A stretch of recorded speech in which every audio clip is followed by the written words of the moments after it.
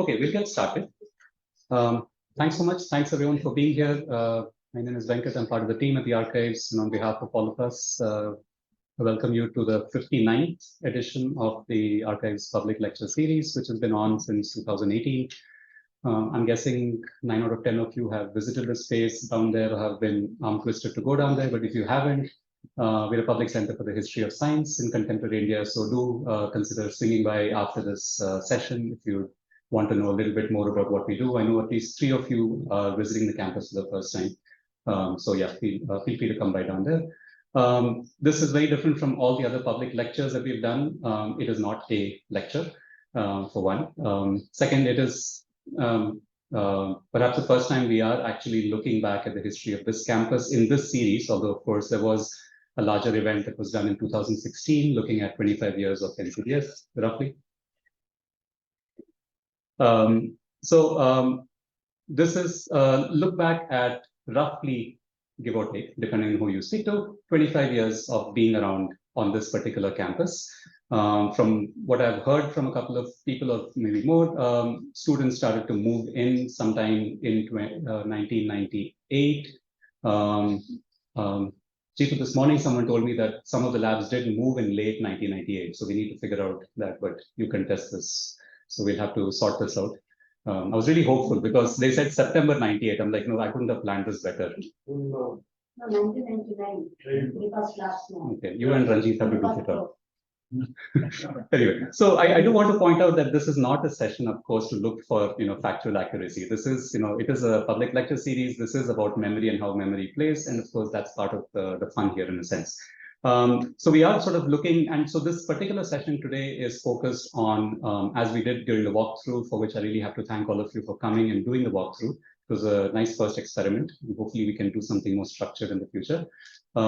Is to focus on the building, is to focus on the physical space, to focus on the landscaping, which we didn't touch upon as much as we should have during the walk, and to touch upon things like piping if we have time, but to touch upon the physical structure. And we're going to, again, restrict ourselves to NCBS spaces. So, and even within that, primarily perhaps this particular building, because there's just too much to sort of, piece apart. And if we have time, we can look at the conversation between the kind of lab spaces here versus the kind of lab spaces in the Southern Labs complex, which we passed through as well. So the way this is going to work is that I'm going to try and just give you a little bit of the sort of philosophical or not philosophical, conceptual history of why NCBS, and then I'm going to sort of switch and not talk about the science at all. And we're just going to focus on the spaces for science, and we'll switch to that conversation right after. So before, I do need to say, I mean, it is conversational. So if you have questions as they pop up, feel free to just raise your hand, and we have a few mics that will go around, similar to what we did during the walk, for which some of you had come by. So the 2016 document, so this is again something that I think Sahadevan, you've probably just dug up through the records. This, I guess, when we did this event in 2016, it was sort of using this particular letter, which maybe some of you, many of you know, but maybe some of you who are relatively new to the campus don't. I mean, so this letter was used as a framework at that point to say that there has been an NCBS for 25 years. This was a official sort of sanction order from the Department of Atomic Energy in 1991, and all these documents are available on our website. So if you're looking for these, we can come back to this. But I want to start perhaps at the beginning and bring the voice of someone that maybe not as many people have heard of. Heard the voice these days. So, and in the late 70s, sorry, context. This is the voice. This is Obaid Siddiqui's voice. Obaid, as many of you would know, was co-founding member of NCBS and the founding member of the molecular biology unit in TIFR. And here, in an interview with Indra Chaudhary in 2003, he is trying to reflect on the idea of an NCBS, where he thinks it came from. I'm just sort of quickly going to walk through that before we get to the buildings. You see from your own notes that formally this idea of starting something in Bangalore, late 70s, this started. The letter from Ram Session is in 78, but there were conversations with him and amongst us with Menon before. So it is towards really we were thinking of doing something towards end of 70s. Okay, and the reason for that, I have gone over this with you in my previous interviews, And basically, the feeling I had begun to have towards the end of 70s, that Bombay in DIFR, we were reaching the limits of growth. That is doing, especially with respect to space, housing for people, it was very difficult to grow in Bombay. Bombay was becoming a difficult place. And so that was, this idea was already there. The idea that philosophically, that successful groups in the institute should actually move out and set up independent institutions outside Bombay had been in the minds of people who were, especially Bhabha and Menon himself, and we had had many discussions as a philosophy of starting groups in Bombay and moving them out to start new institutions. So it was from our times, and Bhabha had many conversations he had. So this was the background in my mind. Now, in actually doing something about it. So in the 70s, the trigger to that came that in conversations with the Ram Session, he suggested that just as TIFR had set up a math TIFR center in Bombay, this was happening in 1977 sometimes. I was active in the council and I was seeing Ram Session very regularly. I was coming to Bangalore. So it's a district that how about considering setting up a similar thing? Just as for math center, they have given us 5 acres, 4 acres of land, they will give for it. Biology center, a 5 acre of land, and we would in IISC, and we could have joined TIFR kind of center. So I had discussions with Ram Session, and he actually then formally wrote me a letter asking me to do this, inviting me to set up such a center in Bangalore. Right. So and there's a larger interview, of course, that you can come visit the archives to understand a little bit more. So I wanted to use that as an introduction and then also just say thank you really to the people who will be mainly speaking today. So thank you, Purnima. Thank you, Sahadevan, Ravi Shankar, Prasanna, and Ranjit, if you're here in the audience. And I also want to acknowledge, various members of the early faculty, Jayant, Matthew, Sudhir, Panek, Obey, Geti, and of course, after that, Jitu, Upi, Shona, and Apurva, who sort of led the second wave, if I may, of building of this campus. The walk earlier today was a sort of a small experiment to try and look at the spaces around us and understand, well, how did this come here? The next thing that I'd like to say, what Obed was describing, before I do that, just to get everyone, what do you think this is?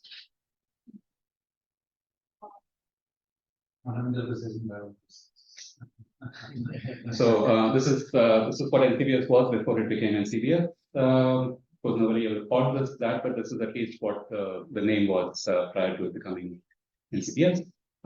This is at least at this point, the Obed refers to a letter. Unfortunately, the archive doesn't have that letter. So the earliest documents that we really have that illustrate an idea of thinking of an NCBS would be this document from the early 80s, which is part of the documents that were sent to the Planning Commission, talking about an IASC TIFR joint program in molecular biology that is in lakhs for what it's worth.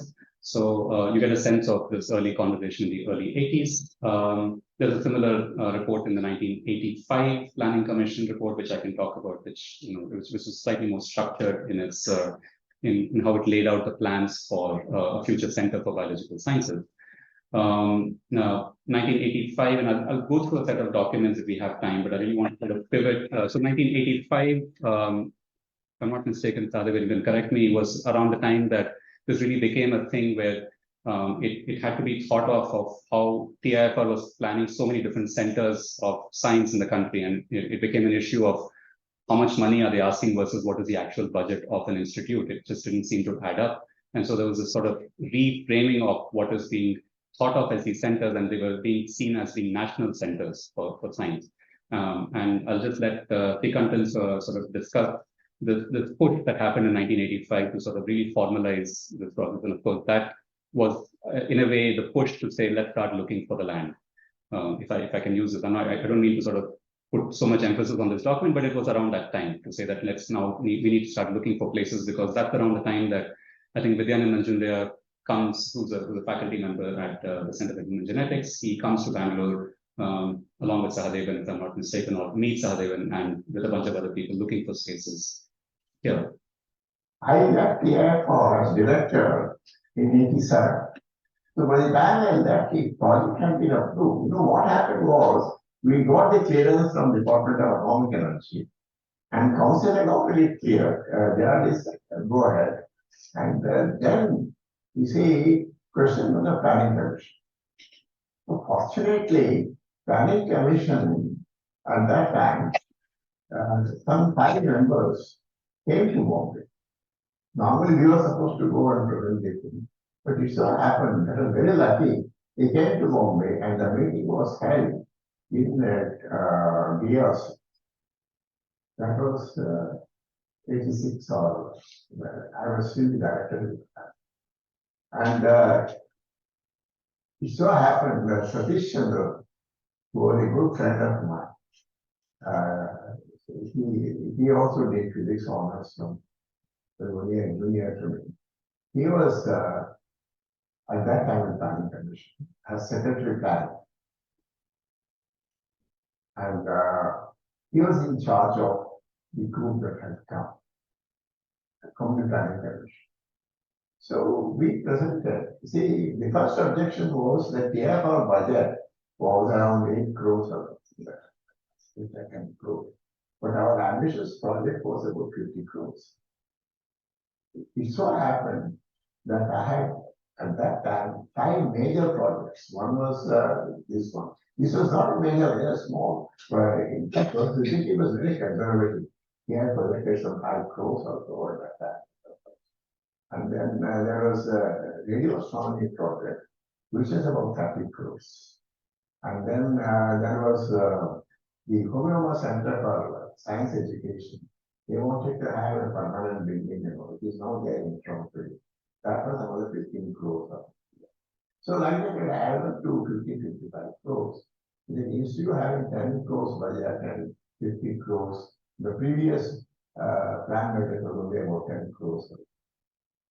It looked very odd. So suggestions suggested that look, the only way we can even look at it is you can call them all national projects to be operated by the airport.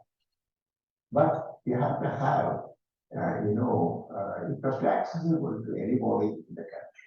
Can't be only for the airport. So that is how it became national center. So same thing, national center for radio astronomy, and then the Homeoma Center for Science Education was every day a national center, right?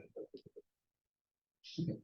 So that takes us to this moment of saying, okay, we need to find a place to look for a biology center.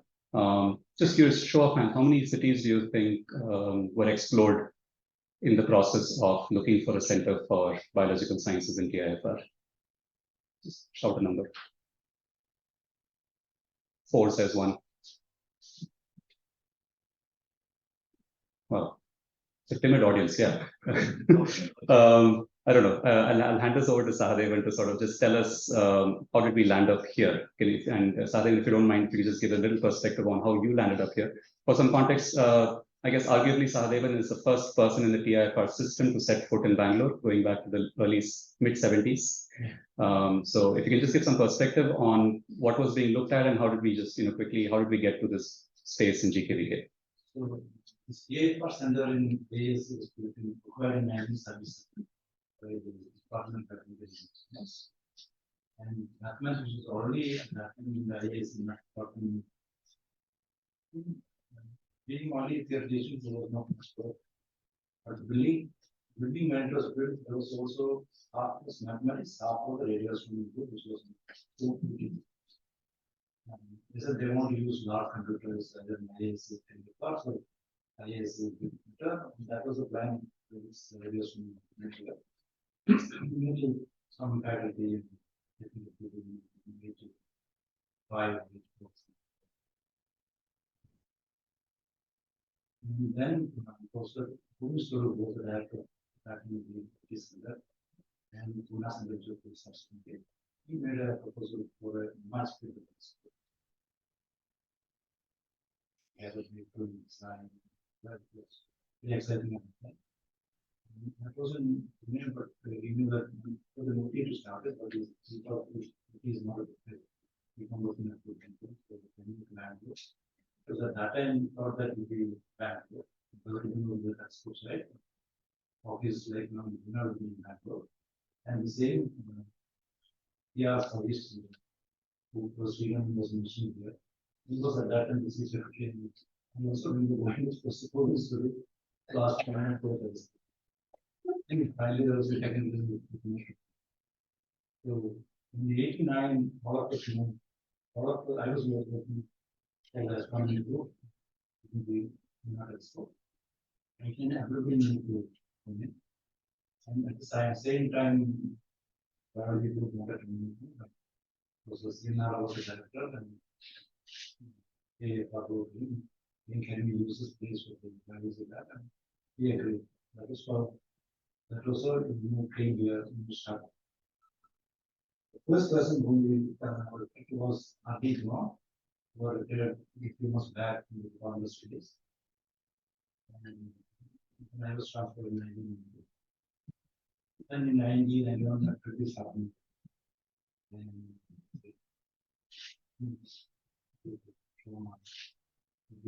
Yeah. Okay. So this period between roughly 1985 and 1991, based on the records I've seen, the other places that were explored were Pune, of course. Oh yeah, that literally, yeah. In fact, Pune, they were very keen, and our NCBS was he was somehow very keen that the first accepted the values. The cabinet secretary, but he was of the DA. The DA secretary also said, no, this is export to me, they are giving you land. I decided to land in and I don't they constitute a committee of Gujarat, CM, and DA for Ulster. I was certainly and one the character and all that because we always do this. But you know, it was not as attractive as member for various reasons. In many cases, we were looking here in the GKVK campus, which is the electricity industry. Okay, and fortunately, around there was no electricity industry. So this was a very good reason why we were able to move back to them. Government of India was very keen that we. Yeah, so the documents also suggest that there was far more land that was available in those parts than was being available here. Goa also played a part. There was a potential possibility of the NCBS being in Goa. That did not happen, much to the dismay of many people. But here we are, here in Bangalore, and of course there were many places in Bangalore, including Coromandel, which was explored for some time, which you know, and of course I'm just sort of skipping through a lot of this because we just get to the point that. Fortuitously, again, the right chief secretary was speaking to the right person at the right time, in a sense, if I may. And this was a time when the government of Karnataka was just not interested in setting up land, giving land to any new institutions. And so the workaround was to try and do it within an existing institution, and which is kind of how the GKVK sort of connect picked up in the late 80s. I have to see what the records show, but 1990 or 1991 is when the lease agreement with GKVK was signed, and we have a copy of that in the archives, thanks to Sahadevan's records. This time is also when NCBS started to develop a document, which was a proposal document for this institution about what it wants to do. So let me see if I can, because that document has a nice drawing, which to me is the first drawing of this campus. What is it? Let me find it. Yeah, so I don't know if any of you have seen this document before. This is also available on the website. This is a proposal for CFRBS to set up this center. And if you haven't, again, you can come and have a look at it in the archives. But I don't know if any of you remember this. I'm trying to figure out if this was on Vijay's laptop or computer or whatever it is. This was the schematic of where this NCBS was going to be set up. This I think was, if I remember that Vijay made this. Yeah, so he said, I'm just trying to find if we have any. Less said the better about the design quality, but it does quite well to illustrate. Every time I look at it, I'm always sort of unnerved because I feel like I'm looking at an elevation view of something, and I keep forgetting it's a plan view. After APLS, I see we could see because the value was not built.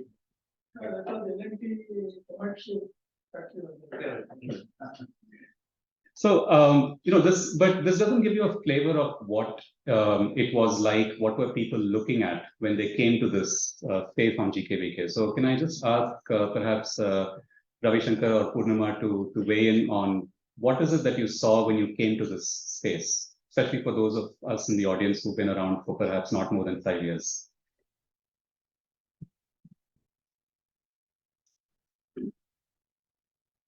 Hello.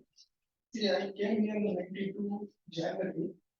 After that, from February onwards, we started working, construction work started in this campus, mainly the boundary one. That time is totally barren and nothing was there, even for water also there is no space, place to drink water or get it from home or otherwise the nearest is the GKVK canteen.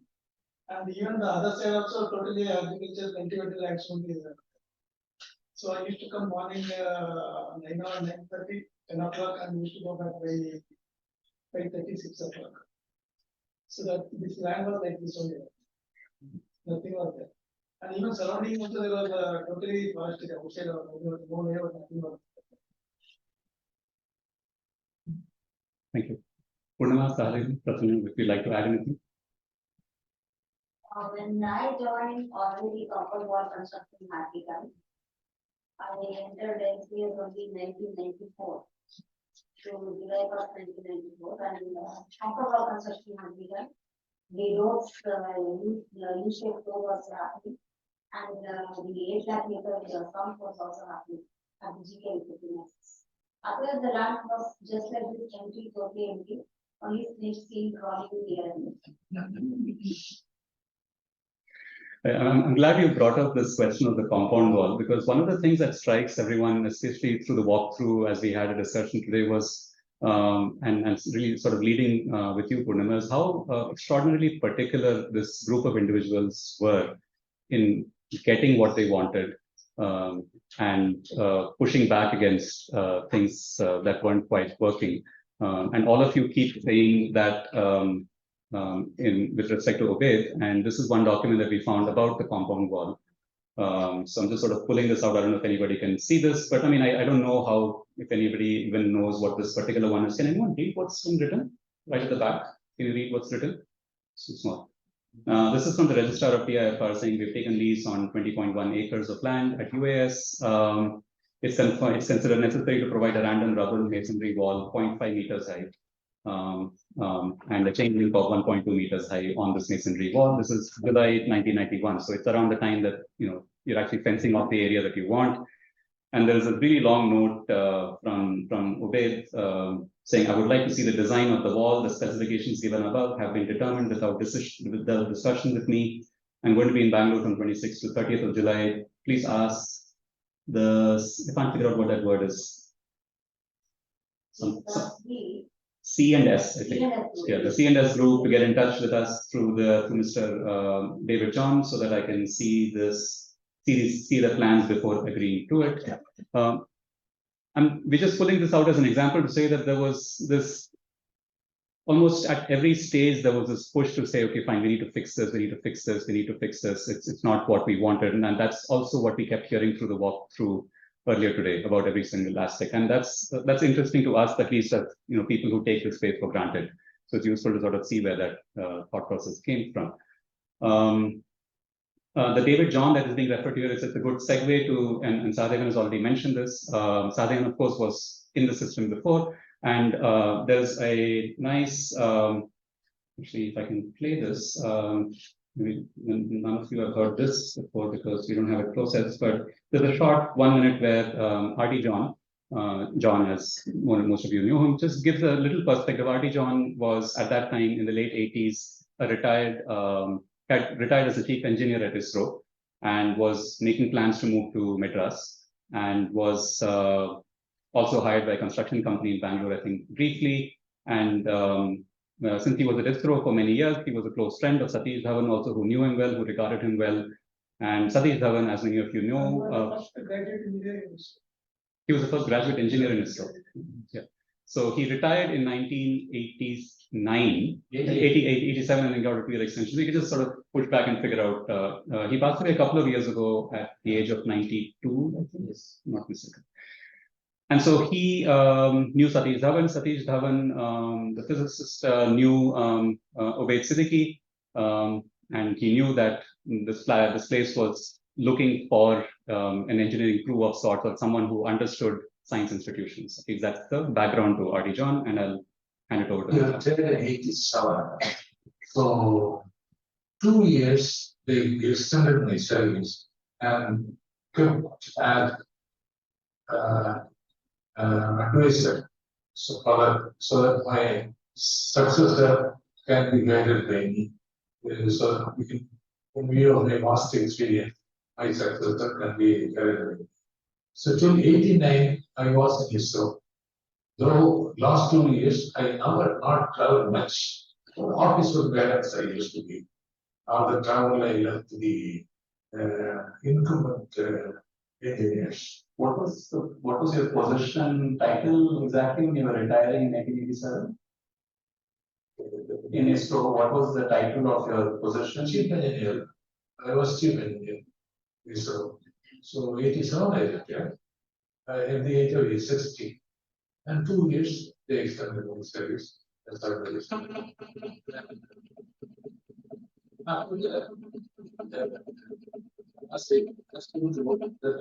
was about to go study in Madras only.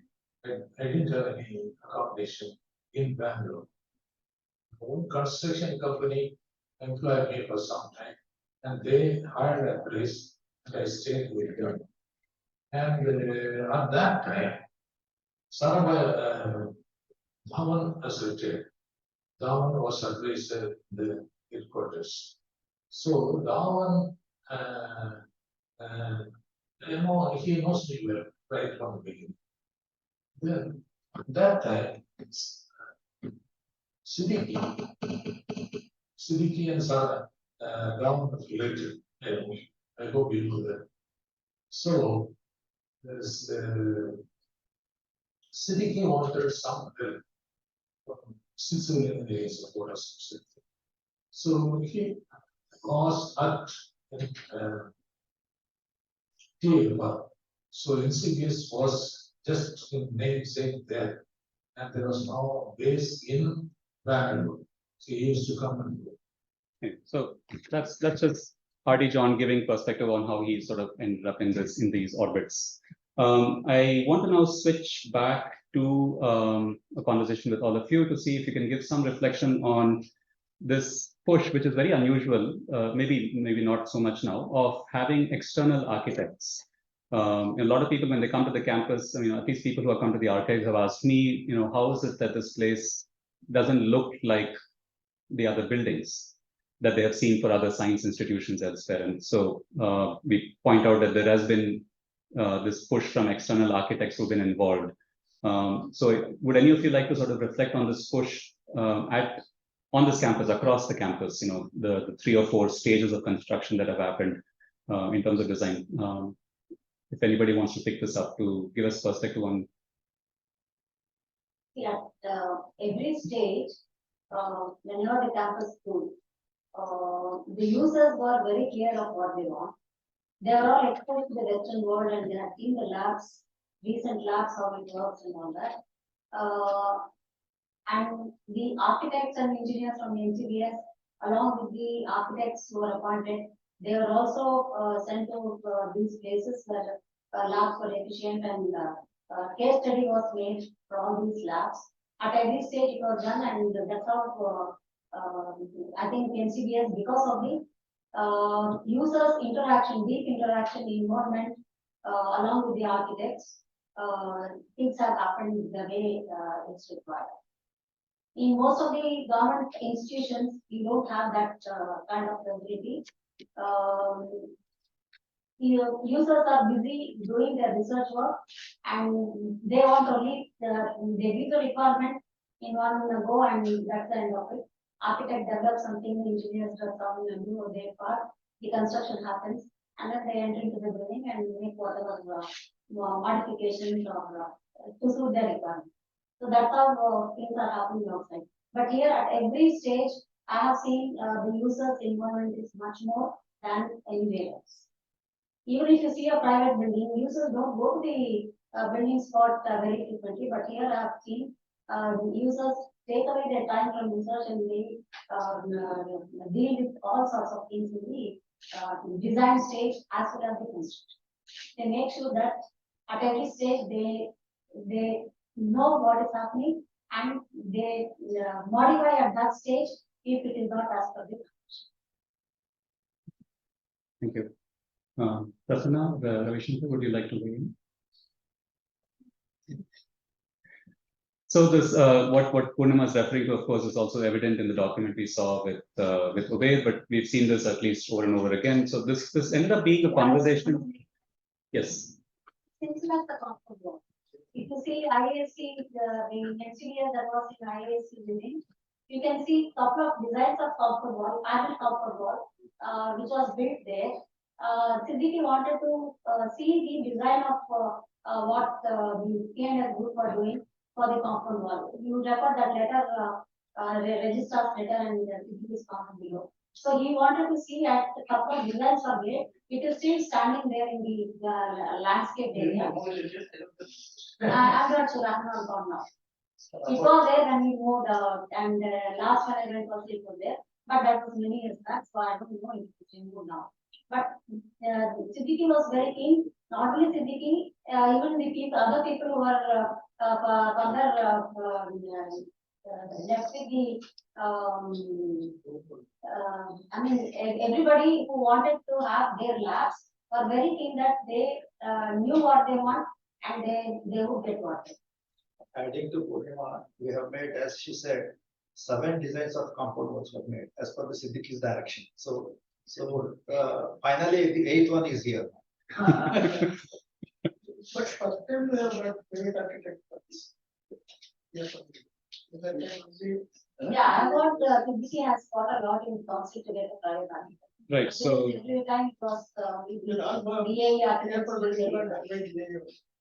So this is these are the minutes from the council meetings in early 1992, which talk about this this push to get an external architect. So this is good validation. So you're saying that before this, the DA did not work with external architects.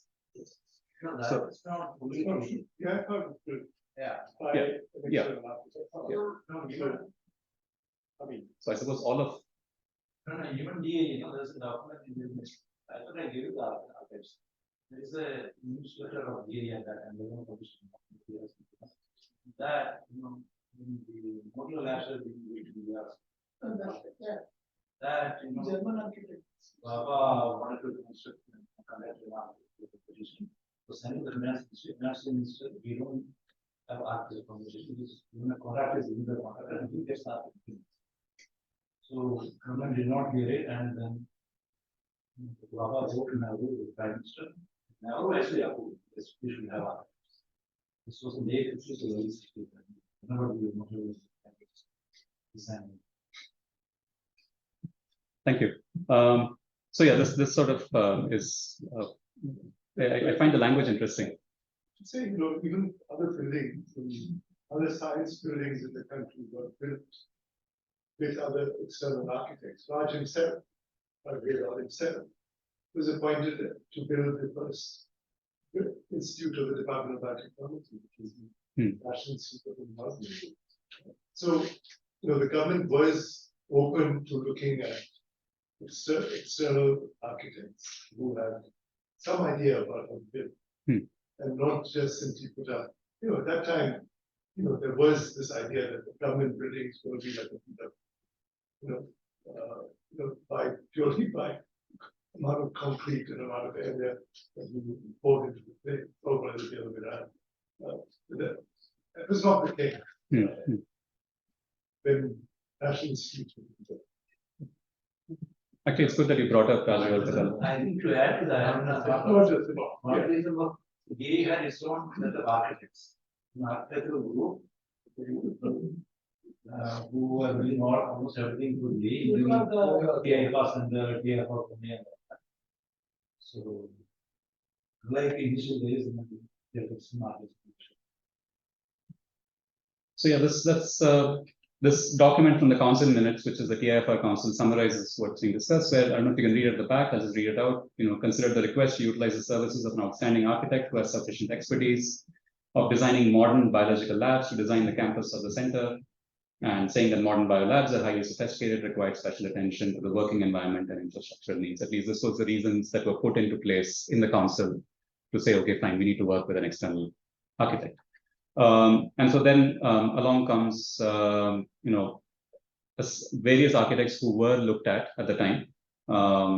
And here is, maybe one of you can back me up. I'm not sure who was it Jayant and Matthew who did the survey across the country to look at various sites by architects? And Purnima, were you also? Because this was 1991, 92. John would have been the one who, okay, right. So this is the report of the subcommittee that selected the architect for designing NCBS in Bangalore. This is really good for me because I've been trying to figure out when did the name NCBS come in. So every time I see the name NCBS, I look at the dates. So now I know 92, but somewhere between 91 and 92, the NCBS came into play. I'm just trying to figure out when that happened. And this is when they looked at various labs, looked at Rajdeval, Chandavarkar, S.D. Sharma, Sukhet Kanvinde, names that architectural students here are probably familiar with, and of course, engineers and architects are familiar with. And there was eventually Rajdeval's design was selected at the time. But I'm just going to step away from this to go into this to tell you.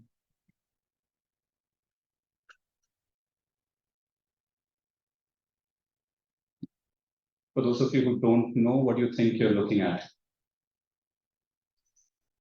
It's a tough question. That looks about like NCBS. Anyone? Yeah, this is. I can. So yeah, it looks like NCBS because it was designed by the same architect. This is the National Institute of Immunology in Delhi, right? Yeah. Which I don't know which year it was completed. So I often share this with people, especially who don't know, because when you look at it, and if you've not been to Delhi, you suddenly realize that I have seen something like this before in my own surroundings. So, and this was discussed extensively during the walk, where Rajdeval's way of working, at least the buildings that you're standing in, this building that we are in right now. And again, if I can reach out to all of you who want to sort of maybe comment, because there was this push to implement the same structure and the same kind of material in the space, which again, to your credit, you pushed back against. And of course, after he made a walk around the campuses here, he realized that it probably makes sense to move away from sandstone, which is what it was. So any sort of reflections on what we're looking at? And I'm going to touch upon this for a moment. This is one of my favorite things on this campus. Right. So when I first came here, I remember doing this interview with Purnima where I asked her, what are these things that I'm looking at on top of all these NCBS buildings? And she gave me a good education on chhatris. Purnima, do you want to talk about chhatris?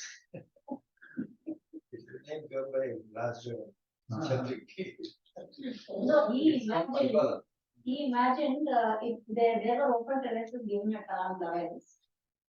So when it's a laboratory and a corridor design. So if you want to have breakout space, you have to move the terrace immediately. And Bangalore weather also will not permit to stand in the sun in midday or something like that. So you go under the chhatri and have a discussion there or have a quiet look at the landscape and all that. You have some shelter there. That was the idea. But actually that chhatri, sometimes it housed a AC shaft and the pipes were coming out of. Yes. Yeah. Yeah, you can see that. Yeah, so I find it relatively fitting in the greater scheme of things. That the space that's supposed to provide shade and ends up providing shade to the thing that provides you shade inside the building. So I suppose it worked out eventually, even if it was not by design.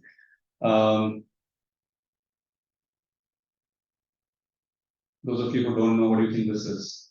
That is the old one. I remember, That's the one.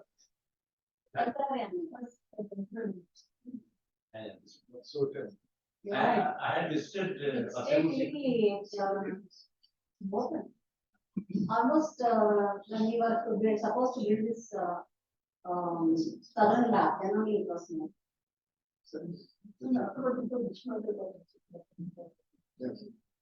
But I think this is a good moment to look at this campus. I don't know, I can't date this photo that we're looking at. If any of you can, that would be great. Maybe in the 97 perhaps, I don't know. But because one of the first things that strikes people, and we want to early 2000s. Okay. Sorry, thank you. So, but one of the things that strikes a lot of people when they come is just the dense foliage on this campus. They look at this campus and they sort of tend to sort of see this intersection. And it's useful to look at what was going on. So again, I have to come back to Purnima to ask if we can talk a little bit about the landscaping that has gone into this campus, and who was involved in the landscaping in everything that we see around us, because this is how it was, 20 years ago. Yeah, CBT was very keen on having the green area everywhere. And he appointed a committee comprising of me, Jayan, Vijayaraman, and Raj. He had also come here. So we advertised in the papers, and couple of landscape architects had applied. One was sort of selected on the paper, and we went around and saw the landscape buildings that we have designed. That is very good landscapes private limited. One Mr. Gururaj Pagada, he was the main landscape architect. So we showed the buildings where we had done the landscape, and we were okay with it, and he was going to give a design for the landscape here. He had given a design of covering each and every area with a lot of shrubs and all that. Lawns were very little, and not much of openness was seen. So I circulated that back to See on campus, and I'm curious to know from the perspective of engineers and architects, how do you plan for the fact that your user is going to completely change? I mean, when you have an initial plan of a library and you work quite a bit around making sure that it works as a library, and you suddenly find out that its use has completely changed. You talked about the user's involvement, but is there something that you have to do to address a new user who's going to come in and reimagine how they want to? see, in all these cases, a science building generally there should be some flexibility in the design. So laboratories can be modified, right? Modifying a library to a laboratory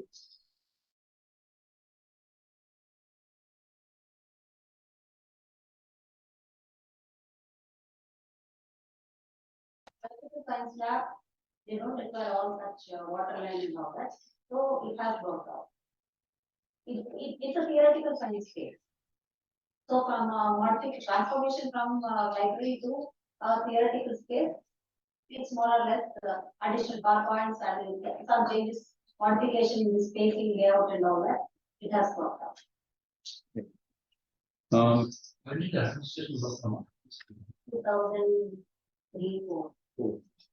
After recently. Yeah. Another thing that it's not that I don't have any photographs of it, but of course all of you can see it. A sense of which just.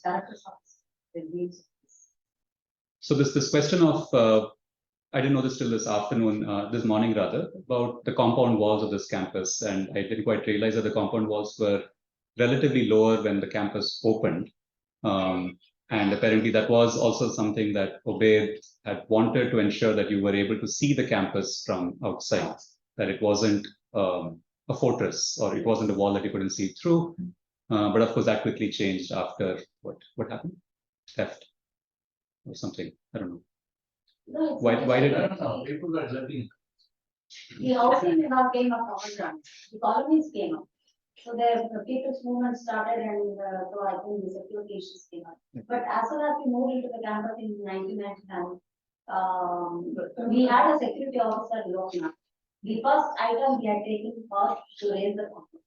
He had told at that stage, he had shown me the details for having electrical barbed wire everywhere, all that he had done, but we were not for it. Finally, after several years, it was done, I think, 5 to 10 years back. One panel was raised, the entire column panel, columns were raised to hold that panel. And otherwise, you had 3 panels, now you have the 4th one added, some places it's the 5th one also, where it was too low. And also on the side behind the animal house, that was an empty space and you had an nala there. So it was difficult for people to jump and come out. Now that nala was closed and you have a colony happening there, the sites were made and I think trespassing became more habitual. A lot of people ask the same question about the 2 gates that they see at the main entrance to NCBS, and that's, I suppose, relatively recent, right? 2 gates, huh? At the end. Yeah, that I explained, no, the KTA layout came up and huge roads were built right in front of one of the panels. So that portion, compound wall was not there yet. Another gate was designed. So one gate from GKVK was the original concept. We added the other gate, thinking in down the line, maybe we have to enter from the city directly and we can use this gate. No, also initially there was a railway gate, which used to open and close. This underpass is something maybe 18 years old. There's an underpass which comes. Yeah, that's very recent. I have, I know we're out of time. I have 2 questions from students that I will put in and I will redeem myself. One is, why is the campus housing so far from campus? It's a question that was posed to me and I don't know. Campus housing is very close. No, the Mandara housing. Mandara house. That is where closest we could possibly get the land. That's what I told them, but you know, There's a discussion that's very complete. So Siddhi raised sometime in 93 or 95 or around that, saying that we don't want housing next to labs. Because in Bombay is there and it's good, it's bad, and that we should try it as around 5 kilometers, 3 to 5 kilometers. So we issued a notice, public notice in newspaper saying we want 5 acres of land, within about 5 kilometers space. And there were 3-4 people who applied, and one was that what is now a Malcolm colony. Yeah, they were in the circle. They belong to a company called Stanley and Brick Company. Yeah. And we went and saw there's 10 acres land, this is what we will give you. And but he said there's a problem with this urban land saving act does not allow us to. So if you can get government clearance for that, we will negotiate. So we went, I went and met the inside and seeing the deputy commissioner. It's actually happening in Bangladesh to Roda because there was and he said, you know, if you want this private land, I will give you. And then he offered this land. So there's a lot of story about, you know, lot of houses there, they were all attacked and all. But anyway, so it was given thanks to Karnataka government, thanks to specifically Bangladesh people. Saying, he has technical use.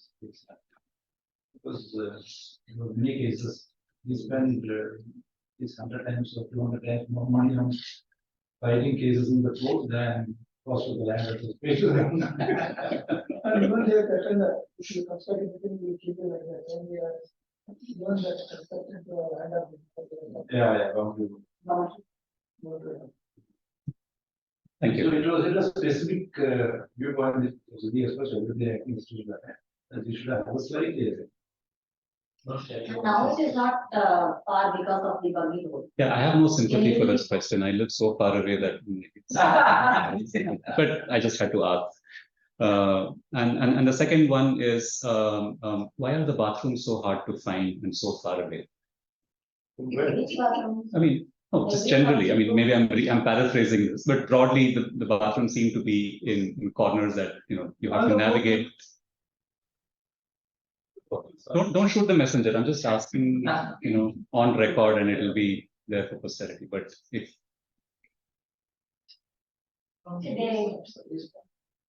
Generally, either they are at the center, which is not a very good way of designing the toilet at the focal point, or they are at the ends.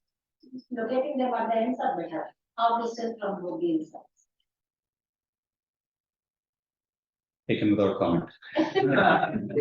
No, it's fine. But I mean, these are just two questions that have come up that I wanted to share. There were many questions that people had asked about services, but I think we'll bring that up to the next conversation. But I wanted to sort of wrap up from my end, and the other people want to say is maybe if Jitu can give a little perspective as a user of the space, but also someone who's been involved in the design, to think about this transition from the ELC to the SLC, about what was the process at that time to think about what is this new space that the scientists wanted. What kind of lab space did you imagine?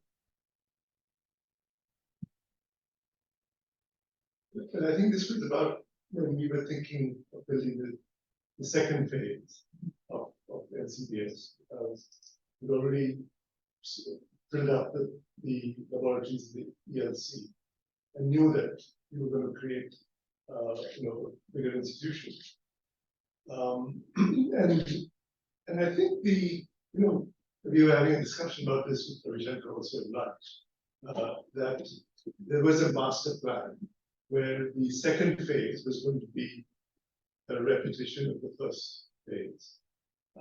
And I think for some of us, I think not all, I understand, for some of us, a mere repetition was not something that we were looking forward to, because there were many good things about the ELC, but we recognized that there were many features that we would have wanted to, experiment with and change. And one of them happened to be the idea of creating a shared lab space. And so that was one theme that we felt should be a focal theme in the next phase of our building, that there would be a shared lab space. And the shared lab space actually came about by a very peculiar engagement with, in fact, it was Jim and Anna when they were visiting us in Bangalore. Jim was talking about this building that he was creating in Stanford, BioX, which was, it's called a class center, but it's also called BioX. And there he was saying, well, we're going to build a space where there's going to be no walls between any lab. And, wherever you go, you'll be able to meet everyone in the lab. It seemed, and here we were, in our labs. Each one of us had this little box, and I thought it was a great idea that we open everything up and see how that goes.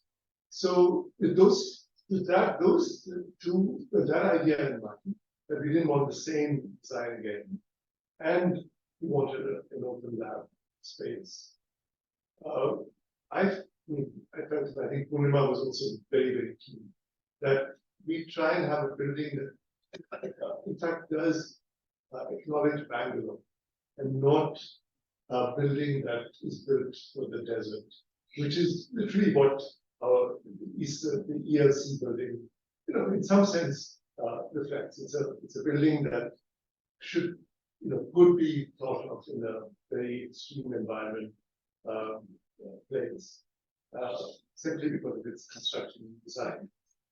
So these were the two elements that propelled us to look for the next design in that space. One was be open to our environs and an amazing climate that we have in Bangalore. And the other was have an open lab. So I think that I stopped that, because that is there's much to add about how this came about. But that's another day. Thank you.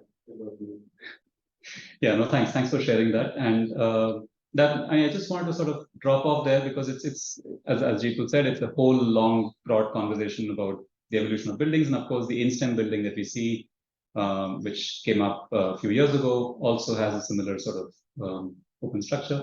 So I wanted to stop here and just see if other questions in this group here that you guys want to pick up on. Yes, there's one in the back. And we'll take maybe 2 questions and then we can continue the rest over chai outside.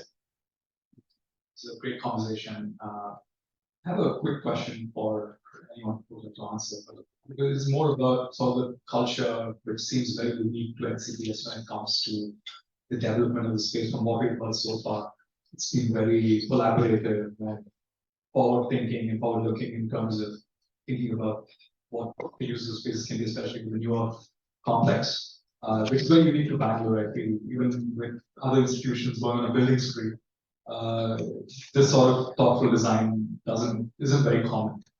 And even when you are in the buildings, you get a different feel when you're an NCBS compared to other places. So has there ever been, curiosity or even interest from other universities or institutions to sort of, share your like playbook for that? Or is there any preparation of how, such complexes, especially with the newer lab complex, having that collaborative space codified in a certain way that other institutions, as we go on to build, the next decade or so, like how to go about that? Maybe that would be helpful for.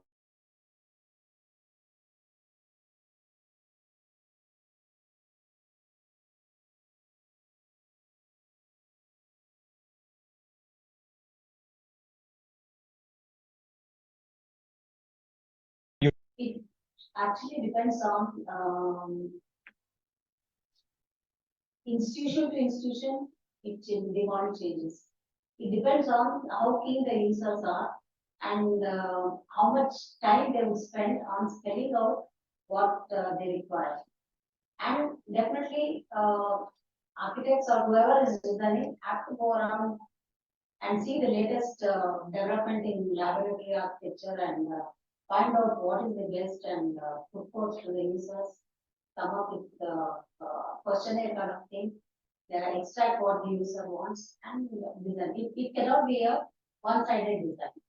The architects cannot think they know everything and they will design everything. It has to be proper interaction with the user and extract all the information, what is in their mind and do the design. With every time you are building, the architecture should change. It cannot, you cannot say this is the best place and I will keep it this place. There will be some problem in whatever space it is. There will be some other problem. So you have to further improve that and see that the problem is solved in the new space. So such things have to be thought of, and it will happen only if the users insist on. I make a comment. I think just the idea that you have different types of models, is a useful one. It's not to say that everyone enjoys being in this large open lab environment. There are many individuals who come new, also maybe from open lab environments want to go back into their own little box. I'm not being pejorative about it. I'm just saying there are different ways of imagining how we want to work. So having models is something I think, different models, but having them codified may be an interesting thought. Thinking about how do you actually build for these kinds of different models. And I think there has been some discussions amongst the architects how this could be done. So I think Anupam for sure has been influenced by his engagement with us. So he has plans about Anupam is the architect who designed them. Dogre and Bansal. So they definitely have well, not a formula. I'd say they have a decent idea about how these spaces can be taken forward. I don't think that I don't, and he's put it down somewhere as well. I think that's what he's saying. So perhaps that can be accessed. Thank you. Thanks so much. Actually, this maybe rings throughout this process, this question of collaboration, and I think about the intersection and collaboration between the architects, the DAE, the users, of course, and then there's an external architect and there's an external consultant engineer. It's from the outside, it does really seem remarkable that this constant conversation that was taking place over a period of 10 years to get us to this space, and of course to the Southern Lab complex and beyond. Maybe one more question, and then we can. I'll just add one. I remember this discussion when was for NCBS was being created, then board meeting, that will be for that. So was architect and engineer was also created. That was put my Prasanna was, and everybody including the paper address. I think one an architect. That means a good engineer, but not an architect. One does technical architect. I will build the architect to distract. And in case of Bombay also, people come and build whatever things they are available. It has to be planned. So that was very clear. Thank you. So I used to approach us now for HVAC design, nice apps, HSTI,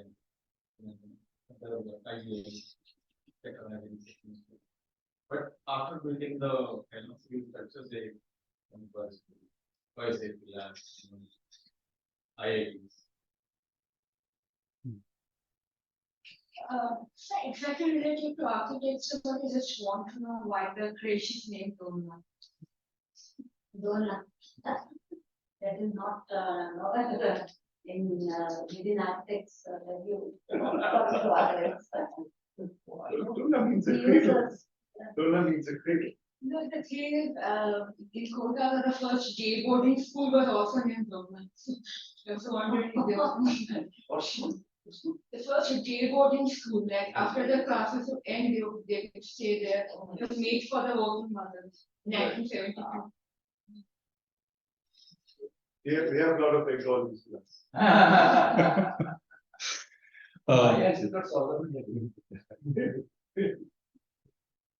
So, I mean, just from your own perspective, I mean, anyone else with a quick question before we wrap?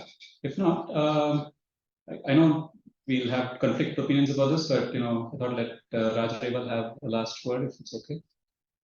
No. All right.